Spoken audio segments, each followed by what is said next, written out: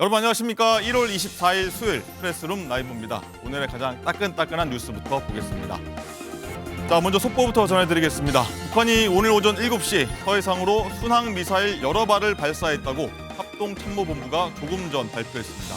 북한이 미사일 도발을 감행한 건 열흘 전 극초음속 고체연료 중거리 탄도미사일을 발사한 지 열흘 만입니다.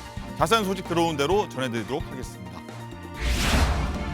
윤석열 대통령과 한동훈 국민의힘 비대위원장이 함께 충남 서천 화재 현장을 점검한 뒤 대통령 전용 열차로 함께 상경하면서 거취를 놓고 빚어진 갈등이 봉합 수순에 들어갔다는 분석이 나오고 있습니다. 근본 원인이 해소되지 않아서 아직 갈등에 이어질 거란 전망도 함께 나오고 있습니다. 여야 대표의 총선 행보도 계속돼 오늘 한동훈 비대위원장은 서울 숭실대를 찾아 대학생들의 등록금 부담과 시험 문제 해결책을 모색할 예정이고, 민주당 이재명 대표는 경기 김포 해병 2사단을 찾아서 군 장병들의 처우 개선 정책을 내놓을 것으로 보입니다.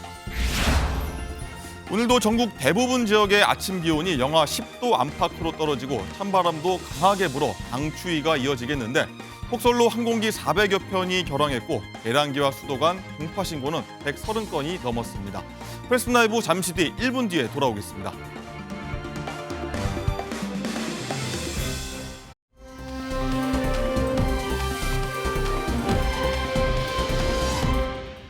네, 프레스룸 라이브는 유튜브에서 송출되니까요. 활발하게 의견 나누시면 시청하는 재미가 배가 될 것 같습니다. 자, 정치권 이슈 저희 프레스룸 라이브 뉴스 핵심 관계자분들과 함께 하도록 하겠습니다. 안녕하십니까? 네, 안녕하세요. 안녕하십니까? 네, 윤석열 대통령과 한동훈 비상대책위원장이 갈등 이틀 만에 어제 충남 서천 화재 현장에서 만났죠. 봉합 수순이냐 아니냐, 불씨가 살아있다 이런 해석이 좀 분분한데 하나씩 짚어보도록 하겠습니다. 자, 먼저 두 사람 어제 만난 모습 먼저 보고 얘기 시작하도록 하겠습니다.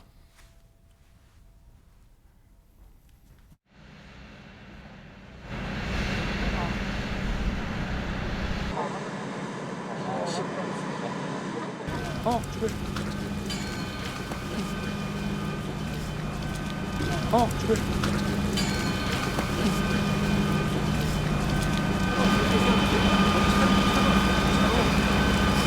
내가 또 오다 보니까 장동혁이 지역구구만. 대응의 심각성을 고려하여 좀 힘드시지만 다들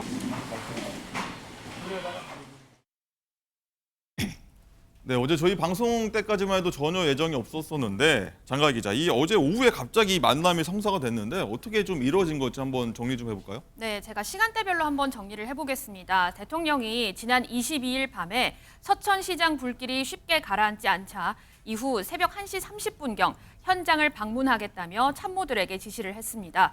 그래서 어제 오후 3시에 화재 현장을 찾을 예정이었는데요. 어제 오전 한동훈 위원장도 예정된 일정 대신에 화재 현장을 오후 1시경에 찾는다 이렇게 언론에 공지를 했습니다. 이후 양측의 일정 조율이 시작이 됐습니다. 일각에서는 이전에 이미 물밑 조율을 했다는 얘기도 나오고 있습니다. 어쨌든 한동훈 위원장 측이 윤 대통령을 기다렸다가 영접하겠다 이렇게 말을 했고, 대통령실은 방문 시간을 3시에서 1시 30분까지 앞당기게 된 겁니다. 그래서 어제 한동훈 위원장이 먼저 현장에 도착한 이후에 초록색 민방위복을 입고 대통령을 기다리는 모습이 우리가 볼 수 있었는데요. 네. 오늘 이번 만남에 대해서 정영환 공관위원장이 한마디 했습니다. 들어보시죠. 어제 윤석열 대통령이랑 한국 위원장랑 갈등이 좀 봉합되는 모습을 보였는데 어떻게 보셨는지. 아주 굿뉴스입니다. 굿뉴스? 아주 굿뉴스예요. 그게 그렇게 될지는 알았는데 거기에서 그렇게 만나가지고 모양새를 갖추셔가지고 선거 공관위원장으로서는 두 분께 너무 감사드리고 전체 큰 구도에 있어서 굉장히 긍정적이라고 봅니다. 또 그렇게 하셔야 되고, 공관위원회에서도 어제자로 이제 큰 선거에 전략이 짜졌다고, 그죠? 생각합니다. 그리 다. 네, 총선 앞둔 여당에서 뭐 악재 만났었다 하는데 어떻게 갈등 봉합 수순에 들어가면서 뭐 아주 굿뉴스다 이런 얘기를 했네요. 자, 진수희 의원님, 일단 네. 두 사람의 뭐 윤 대통령, 한동훈 비대위원장 두 사람 관계가 정말 어제 정말 차디찬 날씨처럼 좀 얼어붙을 줄 알았는데 결국 좀 극적으로 어떻게 좀 정적적으로 만나게 됐는데 어떻게 보셨습니까? 한동훈 위원장의 90도 인사, 뭐 대통령이 이렇게 툭툭 치면서 그런 모습들 어떻게 만나 보셨습니까? 글쎄요. 비교적 이제 빠른 시점에 그 두 분의 만남이 이루어지면서 일단 이게 좀 수습이나 봉합 국면에 들어가는 거 아니냐라는 인상을 줄 만한 그런 두 분의 갈등 당사자 두 예. 분의 투샷 영상이 이제 만들어졌는데요. 저는 그렇다고 저게 봉합이다 이렇게 결론은 못 내리겠어요. 네. 왜냐하면 저 두 분 간의 갈등의 이유가 됐었던 그 갈등의 본질인 두 가지 문제, 김건희 여사의 사과 문제와 김경률 비대위원의 거취 문제, 이 네. 두 가지 사안이 전혀 변화가 없는데 단순히 저런 만남이 연출됐다 그래서 뭐 수습이 되고 봉합이 됐다? 저는 그렇게 보질 않고요. 예. 저기서 뭐 우리 대통령께서 뭐 어깨 툭툭 쳤다. 예, 비대위원장은 이제 폴더 인사를 했다. 뭐 이런 게 또 많이 회자가 되던데 우리 대통령 인사 방식이 워낙 그렇잖아요. 누구를 만나도 악수하고 이 어깨나 팔 두드리고 하는 거고요. 저 한동훈 비대위원장의 경우는 모르겠습니다. 저 폴더 인사의 의미에 그 약간의 사과, 죄송하다는 마음이 포함이 됐는지 아니면 네. 그냥 대통령에 대한 예를 갖추는 거였는지는 아마 이제 며칠 지나면서 그 의미가 뭐였는지는 좀 밝혀지지 않을까 싶은데 제 생각에는 두고 봐야 되겠습니다만 네. 한동훈 위원장 입장에서는 아마도 인간적인 관계와 정치적인 입장은 좀 분리하겠다라는 그런 의미가 있는 거 아닌지 네. 뭐 이따 또 얘기가 나오겠습니다만 서울역에서 그 인터뷰 중에 뭐 대통령께 대한 신뢰와 네. 존중하는 마음은 여전하다라는 말씀을 굳이 그렇게 강조하신 거는 아마도 인간적인 관계와 정치적인 입장 이거는 좀 분리하겠다라는 그런 자신의 의지의 표현 아닐까? 알겠습니다. 제가 뭐 오바인지도 모르는데 그런 생각이 좀 들었습니다. 일단은 봉합 일단 지켜보자는 말씀이고 한번 그 말씀하신 내용들은 뒤에 한번 차차 얘기 하나씩 네. 해보도록 하겠습니다.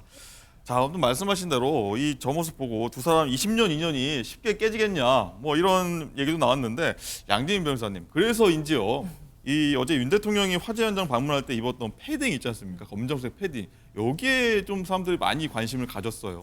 맞습니다. 왜냐하면 그전에도 등장했던 적이 있던 패딩이기 때문인데요. 7년 전에 검사 시절에 한 위원장과 함께 특검에서 활동했을 때 즐겨 입었던 옷입니다. 남색 패딩 점퍼인데요. 이게 이제 미국 캐주얼 패션 브랜드 로고가 찍혀 있고 그리고 그전에도 이제 사실 이 패딩을 입고 언론에도 자주 모습을 드러냈었기 때문에 좀 친숙하다라고 느껴지는 부분도 있는 것 똑같네요. 같습니다. 맞는 것 같습니다. 네, 맞습니다. 2017년 2월에 박근혜 최순실 국정농단 특검 수사가 공식 종료되던 날에도 사실 출근길에 같은 패딩을 입고 등장을 했었고요. 그때 당시에 이제 윤 대통령이 특검팀 수사팀장이었고 이 한동훈 위원장이 윤 대통령의 수사팀원이었죠. 그러다 보니까 사실 그 과거의 인연과 비추어 봤을 때 어제의 모습이 뭔가 오버랩되는 것 같다라고 느끼시는 분들도 많이 계신 것 같고요. 대통령실 관계자가 이런 이야기를 했습니다. 가지고 있는 옷들 대부분이 뭐 검사 시절부터 입었던 옷이다. 네. 사치와 거리가 멀어서 옷을 거의 안 사신다. 이런 이야기를 했습니다. 김수희 의원님 일단은 네. 윤 대통령이 일단 옛날 생각하면서 한동훈 위원장과 좀 옛날 생각을 좀 추억하면서 저 의도를 갖고 패딩을 입고 나왔을까요? 어떤 생각 갖고 계십니까? 글쎄 패딩 입은 의도까지는 제가 알 길은 없습니다만 그런 의도가 있었다면 어제 저 만남에 대해서 대통령께서 훨씬 더 적극적이었다는 뜻이 또 되겠죠. 그거는 이제 아무래도 지금 이제 갈등의 사안을 놓고 두 분을 봤을 때 결국은 지금 보시면 여론은 한동훈 위원장 쪽에 더 우호적이거든요. 그래서 대통령실이나 대통령께서는 아마 이 갈등의 상황을 더 길게 가져갈 가다가는 공멸이나 파국으로 갈 수도 있겠고 대통령실이 또 엄청 곤혹스러워 질 수 있겠다라는 네. 판단에서 대통령께서 어제 저 만남에 더 적극적이시지 않았나 싶은 생각이 들어요. 그래서 네. 어제 그 대통령실과 당에서 만남을 조율하는 것도 한동훈 비대위원장 원래 예정된 스케줄대로 거기를 간 거고 대통령실 쪽에서 오히려 대통령의 일정을 좀 조정해서 거기에 맞춘 듯한 그런 여러 가지를 종합하면 저 어제 만남은 대통령 쪽에서 훨씬 더 적극적이었다. 그래서 패딩도 굳이 그런 의도였다면 우리 원팀 예전에 동고동락했던 때를 좀 상기시켜 주시려고 네. 했던 거 아닌가 뭐 그런 생각이 들었습니다. 알겠습니다. 네. 김상일 네. 부대변인도 궁금합니다. 이 네. 어떤 이 대통령실에서 좀 적극적으로 움직였다는 얘기들이 많이 흘러나오고 네, 있거든요. 그런 것 이거는 좀 같습니다. 어떻게 보십니까? 저도 뭐 그렇게 좀 보여져요. 왜냐하면 저 패딩도 만약에 의도를 가지고 입으셨다면 한동훈 비대위원장한테 과거의 우리의 관계 이거를 좀 떠올리게 하기 위한 거 아니겠습니까? 그렇다고 한다면은 그것은 옛날에 우리 관계를 다시 생각하라는 얘기는 압박의 의미를 담고 있는 거예요. 압박. 그렇죠. 뭐 지금 위원장이 하고 있는 행동이 맞는지 과거의 우리의 관계에 비추어서 한번 다시 생각해 보세요. 라는 이야기를 하는 거니까 그건 압박이죠. 그렇게 보여지고요. 그다음에 저렇게 일정이 조율이 돼가지고 급하게 만나는 과정을 봐도 대통령의 일정이라는 게 이렇게 쉽게 바뀔 수 있는 게 아니에요. 그리고 대통령이 그 전에 민생 그 대토론에는 또 나오시지도 않았단 말이에요. 그런데 이런 한동훈 위원장이 여기 온다는 소식을 듣고 대통령 일정을 바꾼다? 이것은 대통령실에서 훨씬 더 궁지에 지금 몰려 있다 이렇게 보는 게 맞을 거라고 저는 생각합니다. 네, 알겠습니다. 또 어제 화제 현장으로 한번 돌아가 보겠습니다. 장가 기자, 이 윤 대통령과 한 위원장의 방문을 두고서요. 이제 좀 여러 가지 좀 위로도 하고 현장에서 대책도 내놓긴 했는데 야권에서는요, 이 화제 현장을 화해 현장으로 활용했냐 하면서 좀 거센 비판을 좀 내놓고 있더라고요. 그렇습니다. 하지만 우선 대통령까지 이곳을 방문한 것을 두고서 단순히 뭐 약속 대련이다 이렇게 얘기할 수는 없을 것 같습니다. 네. 왜냐하면 서천 특화시장이 9시간이나 불에 타면서요. 200개 넘는 점포들이 모두 잿더미로 변했는데 2004년 개장 이후에 20년간 일궈온 이 터전을 잃은 이 상인들을 위로하기 위해서 두 사람이 찾은 그 의도는 분명하고요. 또 이런 가운데 야권에서는 말씀하신 것처럼 이거 정치쇼냐 화해 현장이냐 이런 비판의 목소리가 나오고 있는데 일부 상인들이 대통령을 기다렸지만 만나지를 못했고 대통령이 한동훈 위원장과 사진만 찍으려고 온 것 아니냐 이런 비판이 있었기 때문입니다. 이재명 대표도 오늘 이런 얘기를 했습니다. 절규하는 피해 국민 앞에서 그것을 배경으로 일종의 정치쇼를 한 건 아무리 변명해도 변명이 되지 않는다. 또 저번에 여당이 수해 지원 활동을 갖다가 그 자리에서 비가 오면은 사진이 잘 나올 텐데 이런 이야기하면서 웃던 장면이 떠올랐다 이렇게 꼬집었습니다. 이게 2022년에 김성원 의원이 서울 사당동 수해 현장에 가서 한 이 망언이거든요. 이 밖에도 야권에서는 계속 비판의 목소리를 냈는데요. 목소리 들어보시죠. 서천 특화시장 화재 현장을 방문한 윤석열 대통령이 상인 대표자들만 만나고 대통령을 기다린 상인들은 만나지도 않고 떠났다고 합니다. 하룻밤 사이에 잿더미가 된 서천 특화시장과 삶의 터전을 잃은 상인들을 어떻게 배경으로 삼을 생각을 합니까? 국민의 아픔은 윤석열 한동훈 정치쇼를 위한 무대와 소품이 아닙니다.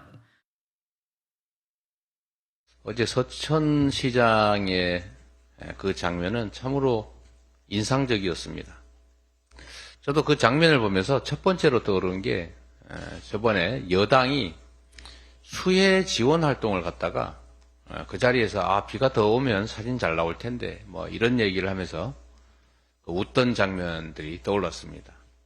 절규하는 피해 국민들 앞에서 그걸 배경으로 일종의 정치 쇼를 한 점에 대해서는 아무리 변명해도 변명이 되지 않을 것입니다. 이 서천 시장 사건은 아마 역사에 남을 사건으로 생각이 됩니다. 네, 다른 영상에선 사실 윤 대통령이 상인들을 만나서 의견 청취하고 고충 듣고 대책을 함께 교환하겠다는 얘기도 사실 나오긴 했었죠. 자, 양지민 변호사님, 일단은 일터를 잃은 상인들이 화가 좀 많이 났던 것 같아요. 1층에서는 상인들을 대통령이 만났는데 혼자 펴가지고 2층에 못 올라갔다 이런 얘기가 나오는데 일단 분주한 현장에서 서로 간에 좀 오해가 있지 않았나 싶기도 해요. 그랬던 것 같습니다. 왜냐면요, 사실 이제 처음 대통령실 관계자가 이 부분에 대해서 이야기를 전했을 때는 이제 상인 대표를 통해서 누가 몇 명의 인원이 윤 대통령과 직접 이제 만남을 가질지에 대해서 조율이 있었다라고 전했습니다. 김수경 대변인도 현장에 나온 150여 명의 피해 상인들은 대통령의 방문에 감사를 표했다라는 이야기도 전했는데요. 그런데 이제 윤 대통령이 현장을 떠난 뒤에 사실 2층에 머물고 있던 상인들 사이에서 이렇게 눈발이 날리는데도 윤 대통령을 보기 위해서 기다렸는데 얼굴을 보지 못했다라는 불만의 목소리가 나왔거든요. 그러다 보니까 대통령실에서 전한 입장은 김태흠 도지사의 안내로 이 상가동 1층에서 피해 상인 대표들과 만났고 화재로 인한 고충에 대해서 청취를 했다라고 전했고요. 김태흠 도지사도 윤 대통령이 상가 1층을 방문했을 당시에 1층 전체와 2층 연결 계단이 사람들로 가득 차 있었고 그래서 2층에 계신 분들이 모두 내려오셨구나라고 생각을 했다는 겁니다. 그리고 그때 당시에 굉장히 혼잡한 상황이어서 올라가고 싶어도 불가능했던 상황이다. 라고 이야기를 전하는 해프닝이 있었습니다. 네, 진수희 의원님, 일단은 그래서 이제 일각에서는 좀 두 사람의 갈등 이후에 첫 만남 장소가 서천 화재 현장이었던 걸 두고서 그래서 여러 반응들이 좀 나오는 것 같아요. 저 기사 처음 접하면서, 그러니까 두 분이 서천 현장에서 만나셨다는 그 기사 처음 접하면서 딱 그 생각을 먼저 했었어요. 저렇게 되면 지금 서천 화재가 규모가 굉장히 크지 않습니까? 네. 거기다가 명절 앞두고 이 상인들의 피해도 굉장히 많은 상황인데 저기서 두 분이 만나시면 언론의 주된 관심은 저 두 분의 갈등, 화해, 봉합 이런 걸로 쏠릴 텐데 라는 생각이 들어서 굉장히 사실은 아쉬웠었습니다. 안타까웠고. 그래서 민주당의 비판은 민주당도 알아서 잘 하시라는 차원에서 제가 이렇게 신경을 안 쓰는데 저 상인들의 저 절규는 제가 굉장히 마음이 아팠어요. 그래서 저 현장에서 물론 대통령실 수행팀하고 상인의 대표팀 간에 뭔가 의사소통이 잘 안 돼서 저런 일이 벌어진 것 같은데 상인 대표들만 주로 만나고 상인들은 위층에서 계속 또 모이라고 그랬고 그래서 기다리고 있었다가 가셨다는 얘기 듣고 엄청 실망을 하셨다는데 네. 저 대목은 저도 매우 아쉬웠고요. 이왕 두 분이 만나실 거면 저기를 가셨다가 그러니까 시차를 두고 가셨다가, 왜냐하면 시차를 저렇게 같이 하면 온갖 관심이 거기에 쏠리니까 좀 시차를 두고 다녀가신 다음에 서울에 오셔서 만나시든지, 그게 서울역 같은 데서 만나실 수도 있잖아요. 네, 근데 시차를 두고 만나면 또 두 분 간에도 갈등이 좀 불거질 수 있어서 그런 조정이 있다고는 얘기는 나옵니다. 예, 그런데 어쨌든 저는 저 상인들의 비판에 대해서는 제가 참 드릴 말씀 없이 유감스럽고 죄송한 생각이 들었습니다. 알겠습니다. 네.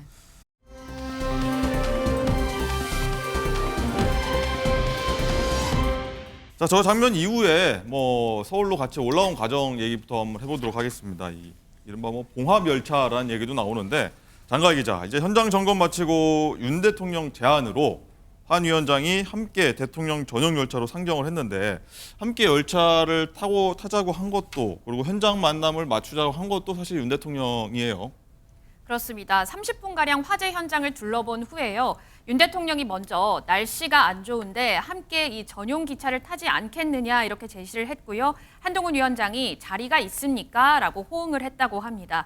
그런데 기차 안에는 배석자들이 많기 때문에 독대는 없었고 윤 대통령이 민생을 각별히 챙겨달라는 당부의 말이 있었다고 합니다. 또 어제 기차를 함께 탄 동석자들의 말에 따르면요.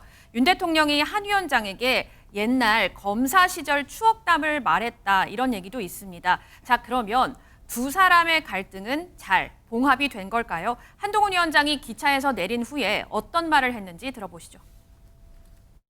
저는 대통령에 대해서 깊은 존중과 신뢰의 마음을 가지고 있고요. 그게 변함이 전혀 없습니다. 대통령도 그렇고 저도 그렇고 민생을 챙기고 국민과 이 나라를 잘 되게 하겠다는 생각이 갖고 그거 하나로 여기까지 온 것이거든요. 저희는 뭐 민생 지원과 관련한 얘기를 나눴고요. 결국 정치는 민생 아니겠습니까? 그런 점에서 민생에 관한 여러 가지 지원책이라든가 이런 부분에 대해서 건설적인 말씀을 많이 하셨고 제가 잘 들었습니다. 열차 안에서 사실 뭐 장관들, 뭐 참모진들 함께 뭐 다 같이 있는 자리에서 뭐 별다른 얘기는 사실 못 나눴다고 하는데 민생 대책 얘기를 많이 나눴다고 하는데 윤석열 의원님 일단은 1시간 반 동안 얘기하면서 대통령에 대한 깊은 존중과 신뢰의 마음에 변함이 없다 이 말을 사실 한 거에 대해서 많은 분들이 좀 이거 어떤 의미일까 해석을 많이 하고 있는데 아까 잠깐 언급하셨긴 했지만 네네네. 이 대목은 어떻게 좀 의미 부여를 해야 될까요? 저는 이제 최근에 비대위원장 취임 이후 한 달이 지난 시점부터 조금씩 그 한동훈 비대위원장의 그 언행 이런 게 조금 달라지는 기류가 있는 거를 제가 감지를 하면서 저 장면을 어떤 걸까요? 예. 아니 그러니까 이제 김건희 여사에 대한 것도 조금 말씀이 좀 달라지고 있고 김경률 비대위원이 왜 그 김건희 리스크라는 6글자에가 금기어가 되는 거는 아니다. 이런 얘기를 계속 해오는데도 비대위원회 계속 두면서 전략공천할 것 같은 거를 굉장히 강하게 암시를 한 그런 그 행위도 있었잖아요. 예. 그런 걸 보면서 제가 어제 저 장면을 보고 느낀 거는 굳이 저 자리에서 대통령에 대한 존중, 신뢰 뭐 이런 거를 한 번 더 강조를 했다는 거를 보면서 인간적인 관계는 관계고 정치적인 입장의 차이는 또 그대로 가져가겠다는 속내가 있는 거 아닌가. 개인은 개인, 일은 일. 네네네. 그래서 그리고 어떻게 보면 대통령을 정말 존중하고 신뢰하기 때문에 대통령을 위해서라도 이 김건희 여사 문제는 풀고 가는 게 그게 총선에도 도움이 되고 총선 결과가 좋아야 그게 대통령께서 일하시는데도 탄력을 받을 수 있기 때문에 네. 라고 연결 지어보면 저 말씀으로 이제까지 제가 좀 잘못했습니다. 뭐 이런 뜻은 아니었지 않나. 저는 저대로 제 소신을 갖고 일하겠습니다라는 의미도 거기 담겨 있지 않나 하는 생각을 했습니다. 그렇군요. 네. 김상희 부대변님 어떻게 네. 되셨습니까? 진 의원님 말씀 덧붙여서 또 이제 봉합 네. 수순으로 좀 들어가고 있다, 봉합 수순으로 이제 가고 있다 이렇게 보십니까? 아니 저는 전혀 그렇게 보지 않는데 예. 어제도 방송에서 이게 이런 게 정리가 되기 전에 중간에 만남이 이루어질 때 이런 얘기를 했어요. 저게 봉합은 아니다. 봉합 시도일 수는 있지만 봉합은 아니다. 이렇게 말씀을 드렸는데 결론을 보고 나니까 더더욱이 봉합이 아니라는 생각이 들어요. 그냥 이런 겁니다. 우리가 권투 경기를 보면 난타전을 막 벌이는 상황에 땡땡땡 이러고 칩니다. 1라운드 끝난 겁니까? 네, 1라운드가 끝난 거죠. 1라운드가 끝나서 지금 정비 중이다. 이렇게 보시는 게 저는 맞을 것 같고요. 그 이후에 뭐 아웃복싱을 할 건지 아니면 뭐 기권을 할 건지 아니면 또 뭐 인파이팅을 할 건지 이걸 지금 결정하는 중이라고 보고요. 그 이유는 양쪽의 입장이 전혀 변하지 않았기 때문입니다. 그러니까 청코너와 홍코너에서 그 복싱 무대 중앙으로 이렇게 나와야 되는 상황은 변하지가 않은 거예요. 그래서 서로 뭔가 주먹을 주고받아야 되는 상황은 변하지 않았다는 측면에서 봉합이 될 수는 없다. 봉합이 되려면 양쪽에서 뭐 수건을 던지든, 예? 아니면 그냥 기권하고 떠나는 거 외에 뭐 다른 거 없잖아요. 네. 맞서 붙는 거 말고는. 그렇기 때문에 이것은 봉합이라고 아직 보기는 어렵다. 저는 이렇게 생각합니다. 제가 보기에 봉합할 수 있는 길은 결국 한 가지밖에 없는 것 같아요. 어떤 걸까요? 김건희 여사께서 사과를 하시고 그다음에 비대위원장은 이제 김경률 비대위원을 뭐 사퇴를 시키고 이제 출마 쪽으로 가든지 이렇게 하면 일단 갈등이 어느 정도 해소가 되고 봉합 국면으로 갈 수가 있지 않나. 그 이외에는 저는 방법이 없어 보여요. 그냥 한동훈 비대위원장이 알겠습니다. 제가 잘못했습니다. 그러면 그거는 문제 삼지 않겠습니다 하고 한동훈 비대위원장 그 김경률 비대위원을 사퇴시키는 이걸로 가면 이거는 우리가 당이 총선을 치를 수 없는 국면으로 가는 거고 총선의 책임을 맡은 한동훈 비대위원장 쪽에서 그 선택을 할 수는 없지 않겠습니까? 뭐 제 그 분석이나 관측이 뭐 틀릴 수도 있겠습니다만은 지금으로서는 봉합이나 해소할 수 있는 길은 그거 하나밖에 없지 않겠나 싶은 생각이 듭니다. 네. 저는 뭐 그것도 쉽지 네. 않다고 저는 봐요, 솔직히. 쉽지는 않겠죠. 쉽지 않다고 보는데 그 이유는 한동훈 비대위원장이 서울역에서 얘기한 거 있잖아요. 대통령에 대한 깊은 존중과 신뢰의 마음이 변함이 없다. 이게 무슨 얘기냐면 우리 영화 달콤한 인생 보셨어요? 네, 어떤 내용이죠? 이병헌 배우가 김영철 배우한테 가가지고 제가 뭘 잘못했어요? 예? 저한테 왜 이러는 거예요? 이렇게 물어보거든요. 예. 예?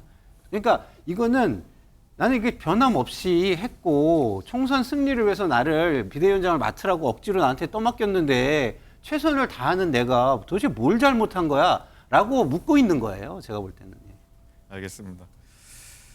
진수 의원님, 일단은 네. 이것도 있습니다. 이 대통령 참모진들은요, 뭐 당연할 수도 있지만 대통령을 계속해서 설득했다고 합니다. 이런 얘기 네. 계속 나오고 있습니다. 뭐 또 어떻게 보면 당연한 얘기긴 할 텐데 어떤 의미가 좀 더 있을까요? 왜냐하면 이 갈등 상황을 계속 끌고 가다가는 뭐 양쪽이 공멸한다는 위기의식 그리고 그 피해는 오히려 저기 대통령실, 대통령 쪽이 더 타격이 있을 거다라는 그런 판단으로 이제 참모들은 그렇게 설득을 계속 했던 것 같아요. 그래서 어제 그 거기에 가시게 한 것도 뭐 그런 게 다 그런 그 생각에서 그렇게 네. 했던 것 같은데 저는 저 참모들이 굉장히 잘못하고 있다고 생각되는 대목이 어떤 대목이 있냐면 어제 아침인가 대통령의 그 워딩이 공개된 게 있어요. 대통령이 사석에서 한동훈 비대위원장을 지칭하면서 뭐 눈에 넣어도 안 아픈 후배. 네, 얘기 많이 그다음에 나왔죠. 뭐 하여튼 그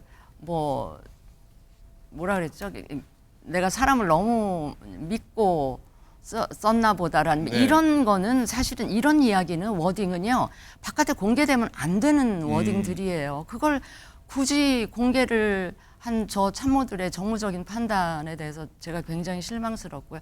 왜 제가 그런 말씀을 드리냐면 이 대통령이라는 자리는 대통령은 머리끝부터 발끝까지 공적인 마인드로 무장이 돼 있어야 될 만큼 그 자리가 굉장히 엄중한 자리거든요. 사생활이나 사적인 게 허락되지 않을 정도로 엄중한 자리인데 저런 인간적인 심중이 이렇게 공개가 되면 대통령이 저런 심중을 갖게 된 배경은 결국은 자신의 가족, 자신의 부인으로 인해서 그런 심중을 갖게 되고 그게 고스란히 언론을 통해 국민들한테 전해지는 거는 국민들이 대통령에 대해서 어떤 인상을 갖겠습니까? 이게 뭐 국정 운영이나 이런 거를 가지고 비대위원장하고 의견 차이가 있다던가 네. 입장의 차이가 있으면 저는 그런 거는 국민들이 다 받아들이는데 가족의 문제로 저 정도까지 비대위원장에 대해서 말씀을 하신다?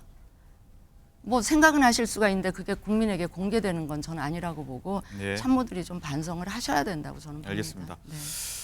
자, 이렇게 좀 여권에서는요, 뭐 실제 상황이다, 이게 진짜 벌어졌다 해가지고 되게 공합에 굉장히 주력하고 있는 모습인데 장가 기자, 민주당은요 생각이 좀 다르게 좀 보고 있는 것 같아요. 네. 윤 대통령하고 한 위원장 갈등을요 짜고 치는 고스톱이다. 뭐 이런 계속 얘기 나오는 약속 대련 아니냐, 뭐 계속 주장하고 있습니다. 그렇습니다. 준비된 공격과 준비된 방어를 주고받는 이 약속 대련이 아니냐 이렇게 야권에서 주장을 계속해서 하고 있는데요. 우원식 의원 같은 경우에는 김건희 여사 특검 등 이 국정 난맥을 덮기 위한 연극이었다 이렇게 비판을 했고요. 이수진 의원도 민생 토론회 30분 전에 불참을 통보하면서 소란을 피우더니 이거 너무 허무하다라는 언급을 했습니다. 이에 대통령실에서는 비대위원장직을 놓고 하는 쇼가 어디 있겠느냐라고 했고 여당에서도 짜여진 각본이라는 야당의 주장에 반박했습니다. 네. 또 이 문제 사실 가장 앞장서서 비판한 사람이 사실 개혁신당 이준석 대표인데 뭐 약속 대련이다 계속해서 주장하고 있는데 또 이번엔 또 어떤 주장인지 한번 들어보고요. 또 김종민 미래대연합 공동창당 준비위원장이 또 같이 얘기를 했는데 두 사람 어떤 얘기를 주장을 폈는지 한번 듣고 오겠습니다. 저는 근데 이게 왜 1차전만 있다고 보세요? 저는 1차전 제가 예측한 1차전은 한해의 우세승으로 끝날 것이고요. 한동훈 네. 위원장의 우세승으로 끝날 것이고 2차, 3차전이 있을 겁니다. 2차, 3차 기획은 모르겠습니다. 이게 싸우다 보면 진심으로 싸우게 되는 경우도 있거든요. 결국에는 네. 윤석열 대통령이 어느 정도 접어주고 한동훈 위원장이 여기서 이득을 보는, 정치적 이득을 보는 시나리오로 끝날 거기 때문에 네. 저는 이거는 예를 들어 예고된 약간 대련의 방식이고. 만약에 이게 약속 대련이면 한동훈, 윤석열 두 분은 예. 정치 식단의 정치 타짜입니다. 아, 타짜인가요? 네, 완전한 타짜예요. 그러니까 이거는 거의 뭐 우리가 거의 겨룰 수 없는 경지에 있는 타짜라고 봐야 되고. 네. 근데 그럴 가능성이 별로 없지 않을까 싶은데. 실제 상황 같아요, 지금. 네, 윤석 대표는 기획설이다. 뭐 1차전 끝났고 2, 3차전 있을 거다. 뭐 김상일 부대변 의견하고 동일한데 또 김종민 위원장은 또 다릅니다. 아 이건 진짜 실제 상황이다라고 보는 것 같은데 진수희 의원님 어떻게 보십니까? 뭐 일단은 갈등이 일단락되고 있긴 하지만 야권은 굉장히 좀 미끄러지게 보고 있습니다. 제가 정치권에 저도 오래 있었는데 정치권에서 온갖 시나리오들이 그 회자가 되는데 그 시나리오대로 된 적이 없거든요. 네. 그래서 저는 이준석 대표의 분석보다는 김종민 의원의 말이 맞는 것 같고요. 근데 참 재밌는 거는 이준석 대표는 참 조어 능력이 아주 뛰어나요. 예. 약속 대련이라는 한마디 하니까 그게 온 언론이나 많이 퍼졌습니다. 사람들 사이에 그냥 회자가 되고 있는데 제가 보기에는 이번 건은 약속 대련이라고 보기 실제 대련이다. 실제 돌발 상황일 네. 수 있는 거죠. 알겠습니다. 김상일 예. 부대변인도 한번 말 덧붙이시자면요. 이거는 뭐 제가 볼 때는 약속 대련으로 보기는 굉장히 어려운 게 일단 기본적으로 양쪽의 데미지가 너무 커요. 네, 그거를 복구할 수 없을 정도로 데미지가 큰데 그러면 그것을 복구하기 위해서 좋은 모습으로 포장을 한다? 그 포장은 뭐가 되겠습니까? 한동훈 비대위원장의 일방적인 양보가 되는 거예요. 그러면 한동훈 비대위원장이 지금 가장 중요한 게 뭐겠습니까? 총선 승리예요. 총선 승리. 네. 총선 승리를 못하면 한동훈 비대위원장은 그냥 한 번 소모품으로 쓰여지고 그냥 끝나는 겁니다. 그러면 한동훈 비대위원장 입장에서는 총선 승리를 위해서 모든 걸 다 하고 승리가 이루어지면 대통령을 위해서도 할 수 있는 힘이나 아니면 영향력이 생기는 건데 그렇게 안 되면 모든 게 끝장인 거예요. 근데 그런 거를 한동훈 비대위원장이 지금 총선 승리 외에 다른 옵션을 받아들일 수 있겠냐라는 측면에서 이건 약속 대련이기가 굉장히 어렵고요. 제가 볼 때는 대통령의 급발진이다. 저는 이렇게 보는 게 맞고 네. 아까 제가 달콤한 인생 이거 말씀드렸잖아요. 저는 다시 보고 싶어요. 그 명장면들이 너무 떠오르는 거예요. 그러니까 대통령께서 넌 나에게 모욕감을 줬어. 딱 이러고 지금 모든 게 지금 이루어지는 거예요. 이게 네. 너무 스토리가 비슷해요. 근데 무조건 지금 상황에서는 그 한동훈 비대위원장이 여유 있게 다 이야기를 하고 폴더 인사를 하고 이러잖아요. 이건 뭐겠습니까? 이거는 한동훈 비대위원장의 승자의 여유예요. 승자의 여유, 지금은. 근데 이게 너무 과해지면 역풍이 불 수도 있죠. 그러니까 한동훈 비대위원장도 뭐 조심해서 상황 관리를 해야 되겠지만 현재까지는 대통령 쪽이 굉장히 대통령실이 굉장히 궁지에 몰려 있다. 저는 이렇게 볼 수밖에 없어요. 네, 알겠습니다.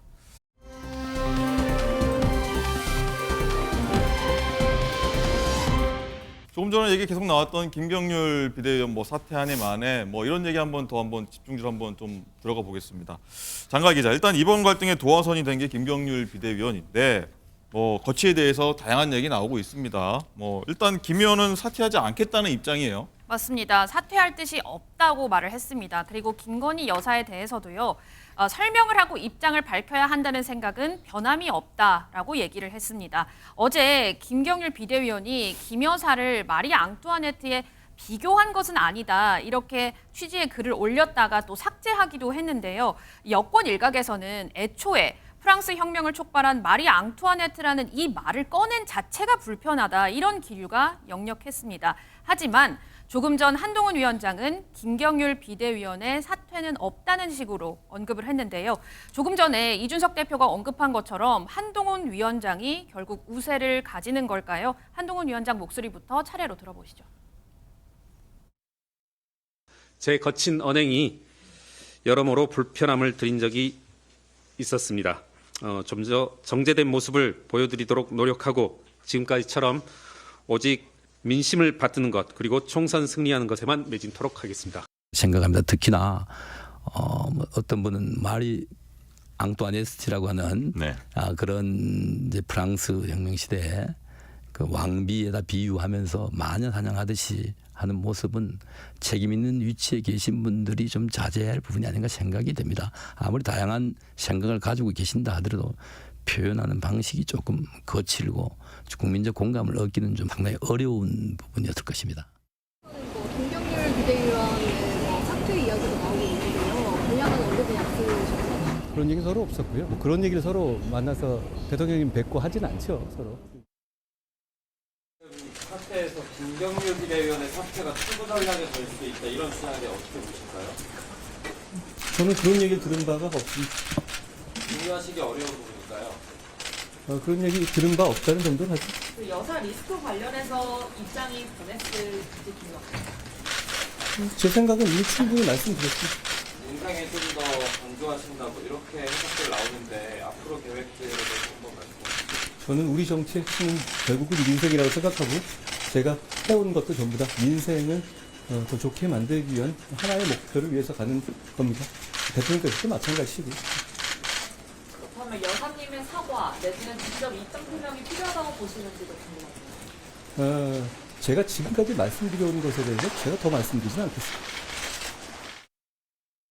네, 조금 전 한동훈 비대위원장의 입장까지 한번 들어보셨는데 종합해보면 친윤계 의원들은 그래도 김경률 비대위원 좀 사퇴해야 되는 거 아니야 이런 쪽의 분위기가 좀 있는 것 같고 좀 흘러나온 얘기 들어보면은 대통령실에서는 그래도 김경률 비대위원 사태에 대해서 조금 누그러졌다는 얘기도 좀 보도가 좀 나오고 있는데 진 의원님 일단은 이 종합적인 상황 다 지켜볼 때 어떤 판단을 내려야 된다고 보십니까? 지금 김경률 비대위원의 거치는 김경률 위원 혼자 결정할 수 있는 문제가 아니고요. 한동훈 비대위원장하고 이렇게 지금 묶여 있는 상황이거든요. 만약에 김경률 비대위원이 사퇴한다. 그러면 이제 김건희 여사 그 사과건이 없던 걸로 되면서 이제 한동훈 비대위원장이 굉장히 그 입지가 난처해지고 당의 수도권 선거는 포기해야 되는 상황으로 갈 수도 있기 때문에 그런 선택을 할 것 같지 않고요. 제가 보기에 김경률 위원은 내 혼자 마음 같았으면 당장 그만두고 싶다 이런 생각도 저는 할 수도 있을 것 같아요. 외부에서 정말 자유롭게 시민운동하면서 온갖 하고 싶은 얘기 다 하다가 지금 저 이 당 안에 어떤 일정한 틀 안에 들어와가지고 그냥 뉴스에 그냥 중심에 서 있는 저 상황이 굉장히 불편할 수도 있지만 혼자만의 생각으로 이 뭔가를 결정할 그런 처지가 지금 안 되어 버린 이런 상황이고요. 그렇기 때문에 아마 제가 보기에는 김경률 비대위원이 그만두고 싶어도 한동훈 비대위원장은 그만 못 두게 하지 않을까 싶은. 운명 공동체자. 네네, 거의 이제 운명 공동체여서 아마 저는 이 상황이 봉합인지 아닌지 애매한 상황으로 길어질 수도 있겠다라는 생각은 해요. 왜냐하면 지금 저 비대위원장이 계속 그 문제에 대해서는 제가 변함이 없다. 그 김건희 여사 그 이름도 실제 언급은 안 하잖아. 안 하면서 그 문제에는 변함이 없다. 뭐 같은 생각이다. 이렇게 계속 가고 김경률 비대위원 사태는 없다는 식으로 계속 이야기하는 걸로 봐서 만약에 그 대통령실 쪽에 그 입장이 바뀌지 않으면 즉 그 김건희 여사 사과 문제에 대해서 그 입장이 바뀌지 않는다면 저 상태로 계속 갈 수도 당분간은 있지 않겠나. 그러면서 김경률 비대위원은 그냥 또 비대위원 역할을 계속 하면서 모르겠습니다. 이제 전략공천으로 공천이 결정이 되면 그거를 이제 그 사유로 해서 비대위원회에서 나갈지 그건 모르겠습니다만 의외로 한동훈 비대위원장도 넉넉하게 자기 입장 번복할 생각이 없는 상황인 것 같아서 제가 저 인터뷰를 들으면서 지금 이 상황이 조금은 더 길어질 수도 있겠다 싶은 생각은 듭니다. 관련 덧붙여서 좀 질문 드리자면 설 연휴 이후에 김 위원을 포함해서 이제 총선에 출마하기로 하는 이제 부자룡 박응식 비대위원장이 이제 공정하게 공천받겠다 하고 나가면 그때 김경률 비대위원도 함께 이제 서울 마포울에 출마하면 그때 이렇게 자연스럽게 나가는 그림이 낫지 않냐 이런 얘기도 나오더라고요. 그런 얘기 나올 수가 있겠는데 그때까지 과연 이 김건희 여사 문제가 뭔가 가닥을 잡을지 가닥이 전혀 안 잡힌 상태인데 비대위원 그만두는 그 수순만 밟을지 아마 한동훈 비대위원장이 고민하시겠죠. 네, 알겠습니다. 김상일 부대변인, 네. 일단은 김경률 사퇴하면 네. 이 한동훈 비대위 색깔 없어진다, 뭐 이런 의견도 나오고 있는데 네. 같은 질문입니다. 한동훈 비대위원장 선택은 어떨까요? 그러니까 한동훈 비대위 색깔이 없어지는 거는 한동훈 비대위원장한테 중요하지 않아요. 왜냐하면 한동훈 색깔이 커지면은요, 그거는 반발이 엄청나게 커지는 거를 의미하는 거거든요. 그래서 만약에 진짜 한동훈 색깔 내기였다면 이거 내 세력을 구축할게라고 자기 이익을 위해서 복무하는 게 되잖아요. 국민의 이익을 위해서 복무하는 게 아니라. 그래서 그런 식으로 이해되거나 해석되기를 한동훈 위원장은 절대 바라지 않을 거고 그렇게 보이지 않기 위해서 노력을 할 겁니다. 잠시 근데 문제는 죄송한데 지금 네. 한동훈 위원장 나오는 그림은요, 지금 당 사무처 좀 활동을 하고 있는 그림이고 네. 참고로 말씀드립니다. 네. 이어가시죠. 근데 이런 겁니다. 기본적으로 한동훈 비대위원장한테는 총선 승리만의 모든 것에 대한 답을 낼 수 있는 뭐 만능 답안이에요. 만능 답안인데 그러면 김경률의 상징성이 도대체 뭡니까? 김경률 비대위원의 상징성은 뭐냐면 중도 확장을 의미하는 거고 그다음에 외부의 목소리를 포용하는 포용성을 의미하는 거예요. 근데 중도 확장성과 포용성을 포기한 국민의힘이 총선을 이길 수 있습니까? 절대 이길 수 없죠. 그거는 강성 지지층만 똘똘 뭉쳐서 가겠다. 이거를 의미하는 건데 중도가 그거를 용인할 리가 없는 거고요. 그리고 그런 너무 똘똘 뭉쳐있는 너무 단단해진 얼음 덩어리에 국민의힘을 깨는 하나의 바늘이 김경률 비대위원인 겁니다. 얼음 깨보셨어요? 망치로 못 깨죠. 망치로 깨면은 그냥 계속 으겨지기만 하고 깨지지가 않습니다. 그래서 얼음을 깰 때는 바늘로 톡 치면 그 내부에 압력이 있기 때문에 압력의 결에 따라서 쫙 깨지게 돼 있어요. 지금 국민의힘의 상황이 단단한 얼음인 겁니다. 그러나 되게 단단해 보이지만 외부에서 그냥 때리면 단단하게 뭉치고 그래 보이지만 거기에 결을 건드리면 그 안에도 굉장히 많은 이견과 불만이 응축되어 있기 때문에 그 결을 따라서 깨지게 돼 있거든요. 그 역할을 지금 김경률 비대위원장이 너무 잘하고 있는데 너무 잘하는 사람을 뺀다? 그러면은 변화 없이 가겠다는 걸 의미하는 겁니다. 그럼 한동훈 위원장의 그냥 소모되고 끝나는 흔적도 없이 사라지는 이거기 때문에 한동훈 비대위원장은 그걸 받아들일 수 없을 겁니다. 네. 또 다른 뜨거운 감자죠. 계속 언급되긴 했지만 이 얘기 해보겠습니다. 뭐 풀기 힘든 숙제인데 또 다른 원인으로 평가받는 김 여사 명품 가방 수수 사과 문제, 뭐 뇌관으로도 계속 불리고 있는데 양지인 변호사님, 일단은 한 보도 따르면요, 김 여사가 이번 갈등 본격화하기 전에 명품백 논란에 대해서 사과할 뜻이 있다, 요거를 당 쪽에 전달했다, 이런 보도가 일단 나와서 좀 많은 분들 좀 관심 있어 하는 것 같아요. 네, 맞습니다. 김건희 여사가 국민의힘에 본인이 사과할 의향이 있다라고 메시지를 전한 시점은 여당 내부에서 김 여사 문제에 대한 이 사과 요구가 나오던 지난주 무렵으로 지금 알려지고 있는데요. 김 여사에 따르면 이제 본인의 불찰로 일이 커져서 진심으로 죄송하다라면서 사과를 해서 사안이 해결된다면 1000번이고 1000번이고 사과를 하고 싶다라는 이야기를 전했다고 합니다. 그런데 이제 사과를 할 경우에 진정성 논란에 책임론까지 뭔가 이슈가 불붙듯이 커질 가능성을 언급을 하면서 사실 대선 당시에 본인의 학력 위조 논란에 대해서 공식 사과를 한 뒤에 오히려 윤 대통령의 지지율이 급락한 것에 대한 우려를 나타냈다라고 전해집니다. 그러면서도 최종적으로 당 차원에서 사과 결정을 한다면 따르겠다라는 입장을 전해진 것으로 알려지고 있고요. 그런데 이제 김 여사가 이런 취지의 입장을 밝히기는 했지만 여권 내에서 사과 문제를 둘러싼 그 이론이 이제 발생을 하게 되면서 찬반 논란이 너무 팽팽하다 보니까 이게 아직 결정은 된 바는 없다라고 전해집니다. 네.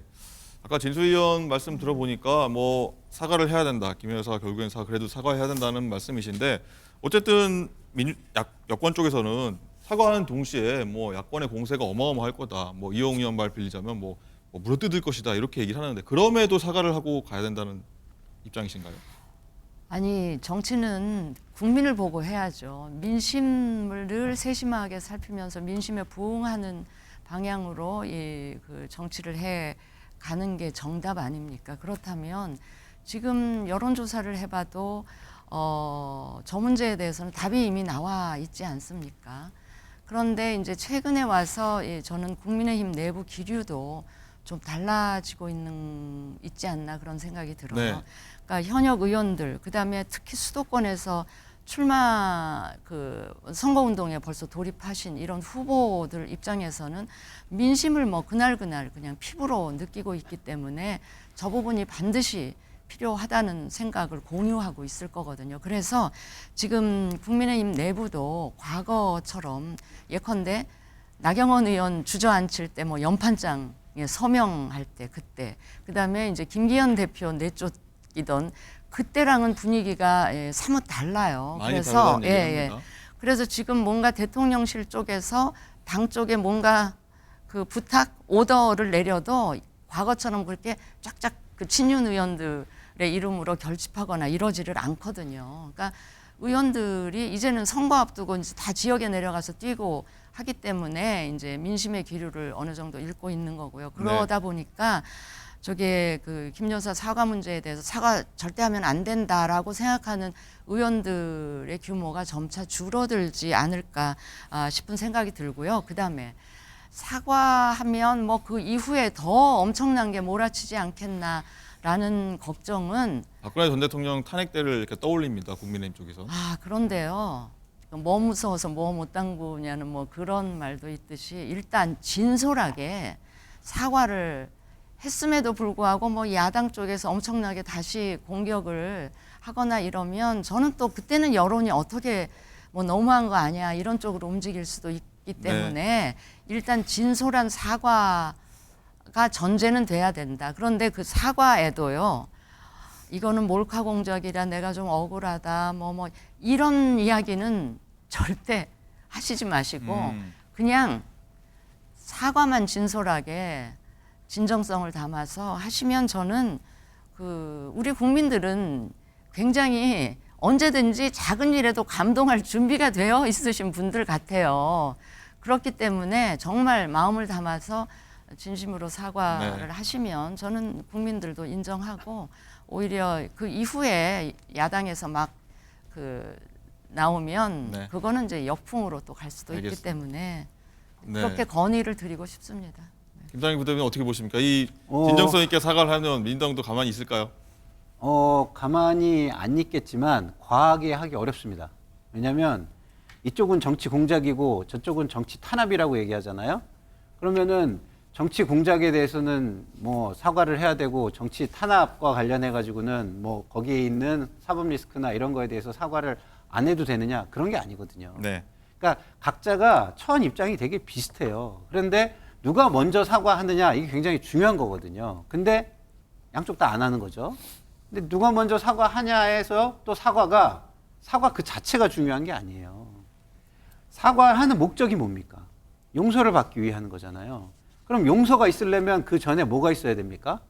진실과 반성이 있어야 돼요. 반성도 없고 거기에 진실도 없으면 박근혜 대통령 때처럼 되는 거예요. 박근혜 대통령 때는 문제가 뭐였냐면 사과를 했죠. 그 최소원 씨가 집권 초에 그 진영이 채 갖춰지지 않을 때 조금 도와준 거다 이렇게 얘기했는데 나중에 보니까 그게 아니라 국정 전반을 흔들고 있었잖아요. 그 사과가 어떤 사과가 됐습니까? 사실상 진실이 결여된 사과가 됐고 진심으로 반성하지 않은 국면 모면형 사과가 됐기 때문에 역풍이 크게 분 겁니다. 그것을 보지 않고 결과만 보고서 지금 얘기하는 건 맞지도 않고요. 그리고 그런 얘기를 한다는 것은 지금 진심으로 반성하고 있지 않다. 본인이 내가 뭘 잘못했어. 뭐 국민들이 왜 나에게 모욕감을 줘. 뭐 이것뿐이 지금 없는 거예요. 제가 볼 때는. 본인이 진심으로 반성을 해야 그때의 진실을 바탕으로 사과를 할 수 있을 것이고 진실을 바탕으로 사과하면 국민들이 그 이후에 민주당의 공격에 대해서 그럼 당신들은 뭔데? 당신들은 이렇게 사법 리스크가 이렇게 많고 물론 아직 결론은 안 났지만 김건희 여사 건도 결론 난 게 아니잖아요. 국민 정서에 반하거나 상식에 반하지 않는 부분에 대해서 반하는 부분에 대해서 사과도 안 하는데 그럼 당신들은 뭔데? 이러고 역풍이 될 수가 있어요. 네, 알겠습니다. 한번 지켜보도록 하겠습니다. 자, 국민의힘 공관위 얘기 한번 해보도록 하겠습니다. 어제 전략 공천 세부 기준을 공개했는데 오늘 오전에 공관위원장이 어떤 기준에 대해서 정확한 입장을 밝힌 게 있는데 그 얘기 듣고 한번 얘기 이어가도록 하겠습니다. 이번 계약들을 10억 이상 패배한 지역에 지금 만드실 때 따로 염두에 두고 만드신 건 아닌데 우연의 일치로 이렇게 막 아니에요. 그 우연의 일치는 없잖아요. 그죠? 전체적인 프레임을 짜보는 거죠. 그 여러 군데 중에 그 당연히 들어가니까 우리 한동훈 비대위원장이 인재 영입 차원에서 그렇게 전략 전술 중에 가장 중요한 게 인재잖아요. 그래서 그걸 특별히 인재 영입위원장 자리를 만들어가지고 사람을 찾는 거고, 사람을 찾아가지고 공천 신청을 하게 만드는 게 그거죠. 그때 우리가 어떻게 갈 건가 하는 걸 우리가 네, 조금 전 얘기했던 정영환 공관위원장 얘기인데 결국은 돌고 돌아 오늘 계속 김경률 비대위원 얘기로 돌고 돌아 얘기가 나오는데, 양진 변호사님, 일단은 이 종합하면은 김경률 비대위원 서울 마포울 그리고 원희룡 전 장관의 인천 개항을 전략공천 길이 열렸다, 이렇게 요약할 수 있을 것 같거든요. 한번 정리 좀 해주시죠. 네, 맞습니다. 말씀해 주신 것처럼 서울 마포,을 그리고 경기 수원정 등이 국민의힘 우선 추천 지역이 될 수 있을 것으로 보이는데요. 국민의힘 당원 당규상 우선 추천 지역은 총 50곳까지 가능합니다. 국민의힘 공관위에 따르면 재보궐선거를 포함해 최근 국회의원 선거에서 3회 연속 패배한 지역, 그리고 역대 공직선거에서 당 소속 후보자가 당선된 적이 없는 지역, 그리고 당협위원장 일괄 사퇴 전 사고 당협, 또 당 소속 현역 의원 및 직전 당협위원장 불출마 지역 등을 우선 추천 지역으로 이렇게 발표를 했습니다.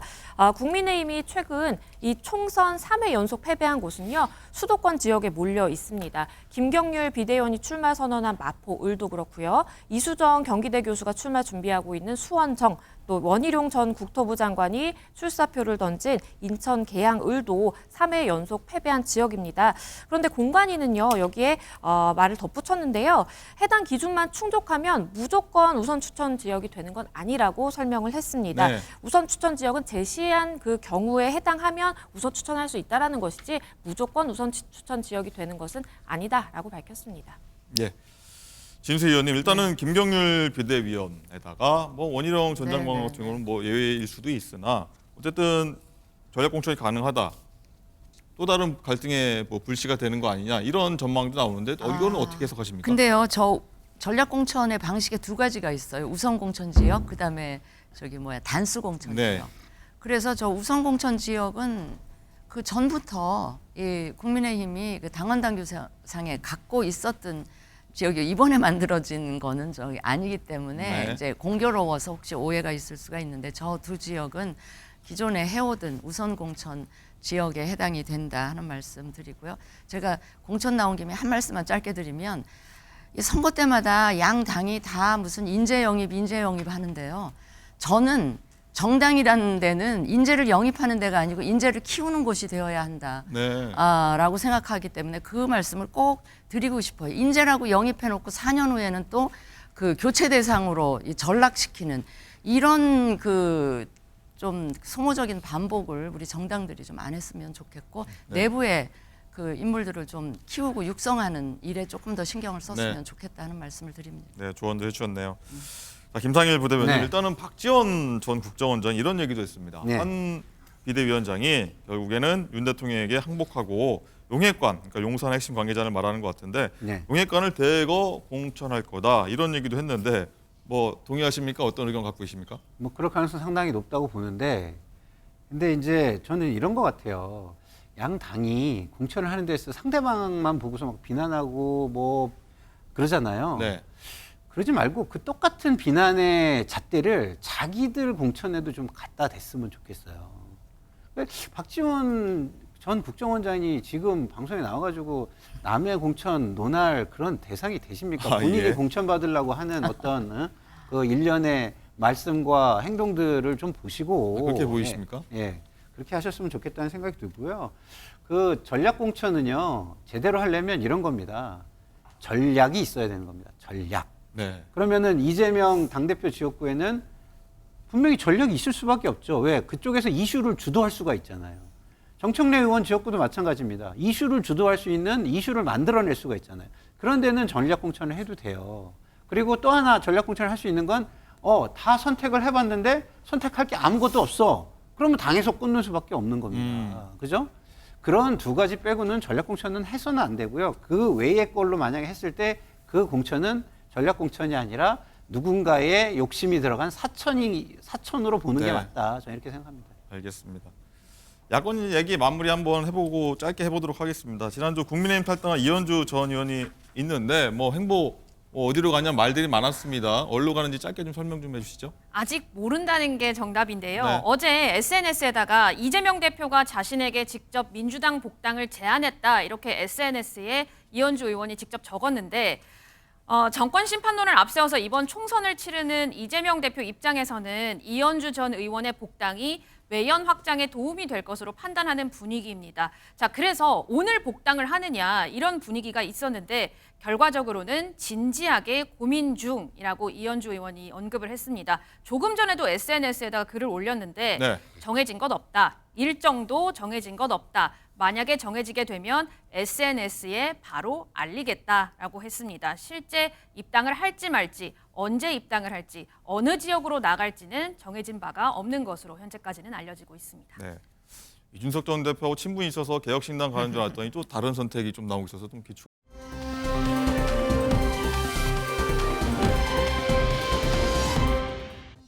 라이브 픽입니다. 오늘의 첫 번째 라이브 픽 주인공은 반가운 이름은 아닙니다. 2019년 버닝썬 사태로 그룹 빅뱅을 탈퇴한 승리 씨, 당연히 기억하시겠죠. 그런 그의 근황이 영상으로 전해졌는데요. 지난 22일 한 해외 행사에 참석한 승리 씨, 지드래곤을 데리고 오겠다며 전 멤버 이름을 언급하고 지드래곤의 노래에 맞춰 춤을 추기까지 합니다. 이 모습만 보면 반성하는 건커녕 유흥에 대한 애정은 여전한 듯한데요. 무엇보다 그룹에 민폐를 끼치고 탈퇴한 그가 지드래곤과의 친분을 앞세우는 듯한 모습에 누리꾼들의 시선은 따갑기만 합니다. 이런 언급이 이제 막 마약 의혹을 벗고 새 시작을 하려는 지드래곤에게도 반가운 일은 아닐 것 같다는 생각이 드네요. 최근 주 체코 대사관과 주 밀라노 총영사관이 우리나라 홍보를 위해 SNS에 올린 이미지가 누리꾼들의 빈축을 사고 있습니다. 왜 그런 걸까요? 먼저 주 체코 대사관이 올린 그림입니다. 이 여성이 입고 있는 옷, 뭐로 보이시나요? 한국인의 식사 예절을 소개하는 장면으로 쓰인 이 그림, 한복보다는 중국 옷차림을 연상케 합니다. 주 밀라노 총영사관이 올린 그림에는 여성이 일본풍 우산을 들고 있는 듯한 모습이죠. 옆 태극기까지 일장기를 연상케 하듯 빨간색으로만 표시했습니다. 이에 서경덕 성신여대 교수는 한국의 문화를 알리는 역할을 하는 제외공간은 게시물 디자인에 더 신경을 써야 한다고 지적하기도 했는데요. 서 교수의 말대로 외국에서 대한민국을 알리는 데 앞장서야 하는 역할을 하는 대사관과 총영사관이라면 더욱 주의가 필요하겠죠. 특히나 우리나라 음식부터 한복까지 자신들이 원조라고 주장하는 중국을 생각한다면 앞으로 이런 일은 다시 발생해선 안 되겠습니다. 지금까지 라이브 픽이었습니다.